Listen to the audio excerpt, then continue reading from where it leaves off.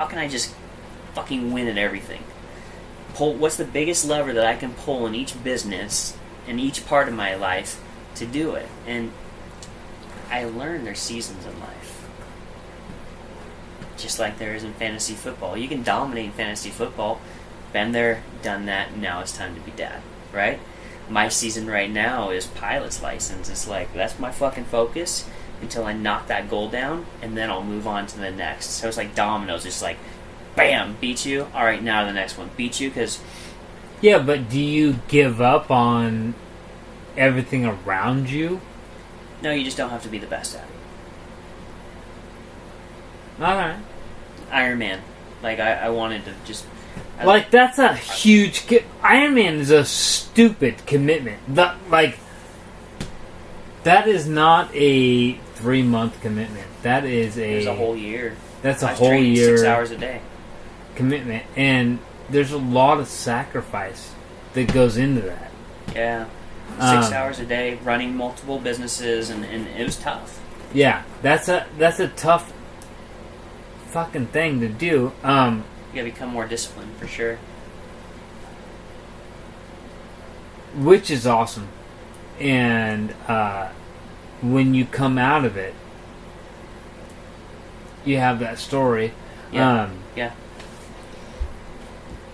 Is the family commitment good with it? It's a big... do you know what the real secret to my success is? Yeah. My fucking wife is amazing. I mean, really, dude, like, if I didn't have the wife I had, I can tell you right now, like, everything that she is, like, my biggest fan. She's very optimistic. She buys a lot of lotto tickets. And, what's been the, she's it, dude. Like, she gives me such a long leash to go and pursue my passion, and she fucking believes in me. Like most people's wives, and that's amazing to have that. Like, it's amazing to have the trust. To be like, and patience. Because here's how it goes. I know this because I've been married for a long time. Here's how it goes. I'm okay. Yeah. If you do this, as long as it doesn't affect our family. Yeah. And our relationship. Yeah. And then they give you that, like, stare. Yeah. I still get some shit for it. But... And then you come back and you say, at the end of it, with some data, says, I'm sorry. You're right. Yeah. Well, and... One thing I want to know is, like, what, going into that, have you had, like, a major failure? What's the biggest fail? What's the biggest... Jeff Latham had this huge idea, and it failed. Oh, yeah. I got a lot of them. I want to know that story. Which is the one you were most invested in? And Okay. It hurt. Ah, boy. Let me think. That's a good question. You know... In life, you either get the outcome you deserve or the lesson you need. Yeah.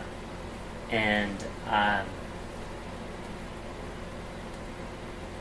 buddy. You're measuring this one a lot. Well, right, because you're saying biggest, right? Well, I'm looking for what hurts you the most. Like, okay. I can, I'd have to chew on the biggest one, but I'll give you one. Like, okay. I can give you one that kind of rings off the top of my head. I've got a lot of them, actually. I fail pretty rapidly. But when you say biggest, then it's just like, I immediately go to, like, stupid shit I've done in my childhood. Right? Yeah, which is, like, not super relevant.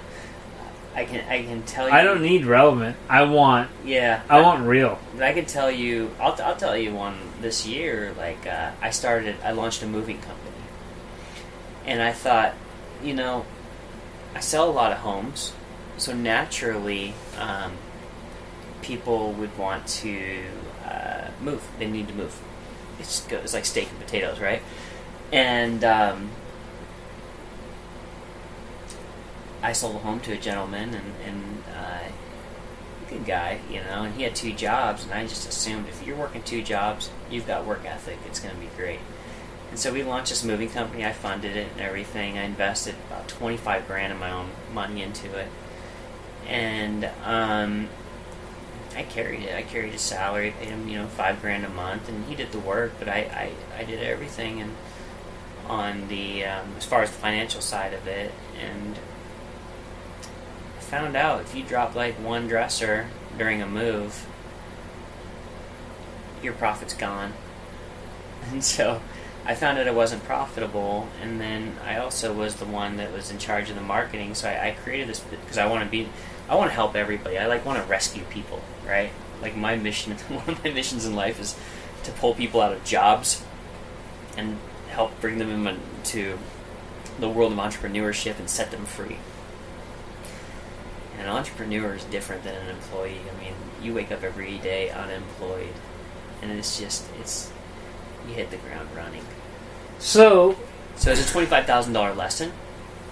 Didn't fucking work. And if you 1099 that lesson, would it be a different episode? I did, but he's not signing it. It's an interesting thing. So I went into business with a person that maybe I shouldn't have, and but I guess because I totally get like your idea, and I think if you had someone, if you had a filter between you to say, let's 1099 you into this, and you are a subcontractor of this. Yeah, I learned what not to do, but more importantly, the lesson I learned from it, because you either get the lesson you need or the outcome you deserve. And the lesson I needed was I won't start any more businesses unless they're hyper fucking profitable. Because we would. Do you still have a moving company? Fuck no, but I got a moving truck. Right? Which is actually full of one of my clients' shit right now that's going to buy a home from me, so you still work it out, Yeah, it is what it is, but you got what it is. Yeah, let's take a quick time out. Yeah. I gotta piss, too. Yep. I feel like my teeth are floating, buddy. This is fun. I love it. This is going to be a good one.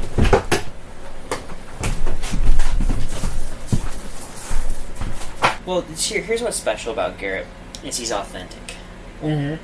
And you're authentic.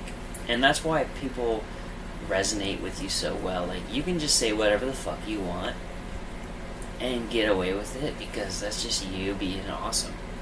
Where most people, they wear this goddamn mask and they're so politically correct.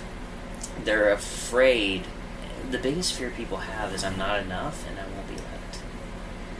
And when you come from this position, you remind me of my father, where he just doesn't give a fuck. Like, there's no filter, and it's not like he's a dick. He says whatever's on his mind, and you're authentic, and that's the thing that really is important, is authenticity in this life. Everybody is fucking polished, and that's why I think my videos stick so well. Yeah. Because they're just me with my fucking iPhone, my Iron Man ball cap, and maybe some tattoos hanging out saying, hey, I'm gonna go buy your home. Fuck it, I'm gonna go buy 100 goddamn homes next year. And they're just like, who the fuck is this guy? And then they're like, wait a minute, this is a real person. And then when I call them back, I'm like, hey, it's Jeff. They're like, hey, how's it going? It's like talking to a long-lost friend because they've seen me on Facebook because I'm not polished in a fucking suit and tie. I went down that path, right? Where I'm like trying to look perfect and make sure everything's perfect and shooting 10 video takes and just like having everything. Cut. Yeah. Let's do this. Yeah. No. Your voice inflection was wrong on the word it. Yeah. And so there's so much power in authenticity, and that's what the world's starving for. That's why we've named our construction company ABC, authenticity, power, and clarity. Right? There's fucking... When people are real, it's like... Wait a minute. No, it makes sense. That guy's not wearing a fucking mask, because there's everybody's bullshit detector so fucking high, dude. And everybody's so numb to the perfect marketing and that's what we're talking about, right? And the perfect, everything's just so perfect. And I go into a room in Bellevue. You're getting the results you need.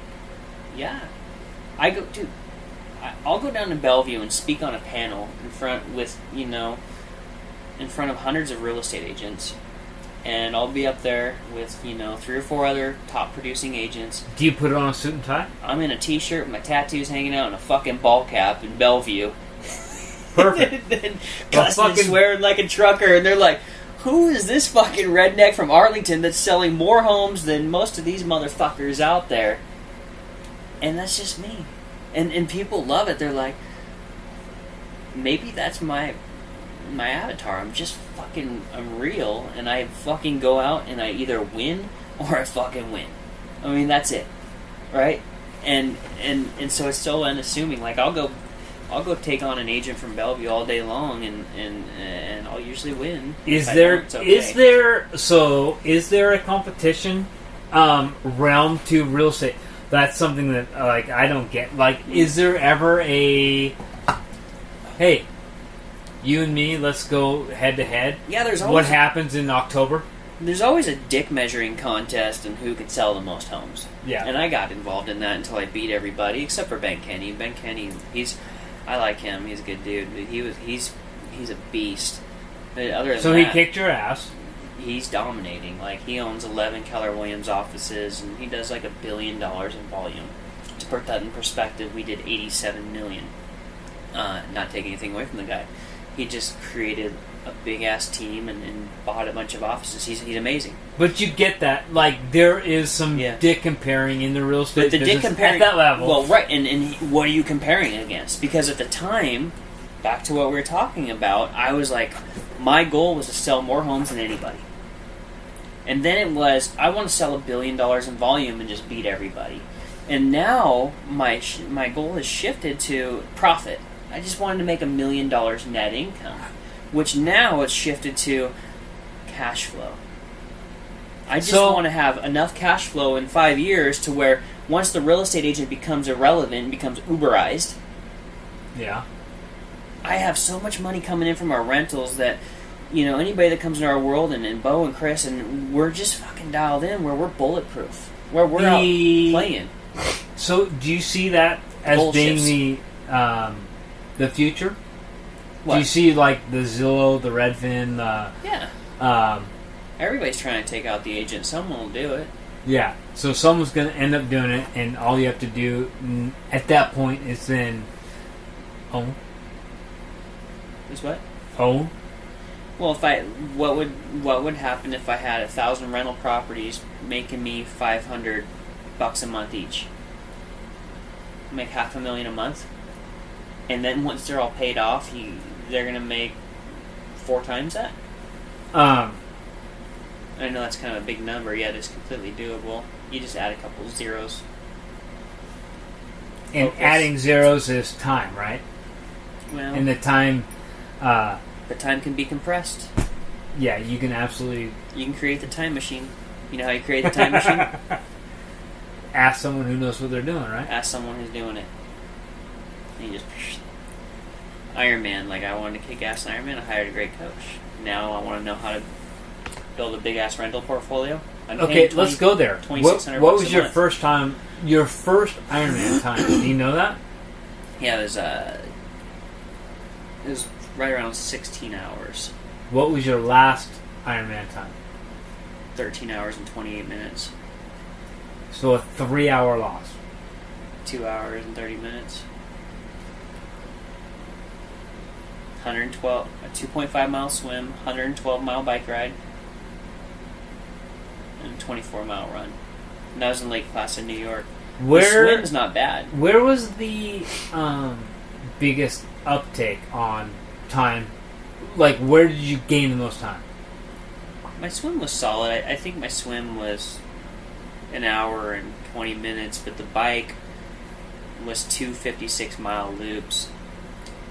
I had my bike upgraded. Little trick, I took it to the shop down there at the Ironman Village. I had put on some really fast tires. Mm-hmm.